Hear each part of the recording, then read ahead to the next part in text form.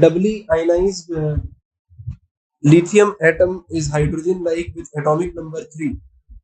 Find the wavelength of the radiation required to excite the electron in Li++ from the first to the third Bohr orbit.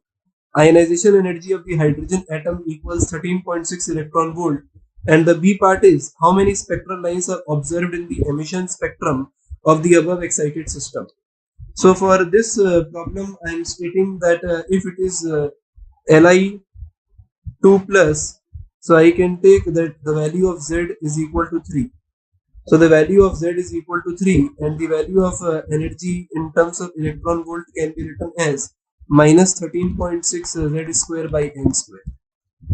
So now the problem is telling us find the wavelength of the radiation required to excite in Li++ from the first to the third Bohr orbit.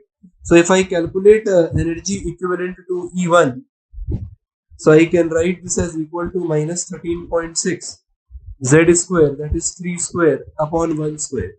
So the value comes out to be minus 122.4 electron volt.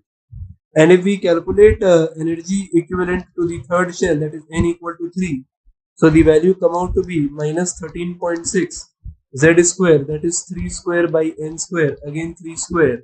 So we obtain value equal to minus 13.6 electron volt. So if we calculate the value of the energy gap between the two shells, we can calculate it as equal to 122.4 electron volt minus 13.6 electron volt.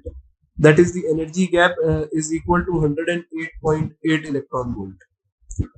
So from here I can calculate the wavelength of the radiation which is required. So lambda can be calculated as 1240 by lambda, that is 108.8, and the value will be obtained in nanometer, which is equal to 11.39 nanometer. Now the question is asking us how many spectral lines are observed. Previously I mentioned that the number of spectral lines can be calculated directly using this result nn minus 1 by 2. So if we use this, so I can put over here that it is in the third Bohr orbit. So 3 minus 1 by 2. So the value is equal to 3. So 3 spectral lines will be obtained in the emission spectrum for the above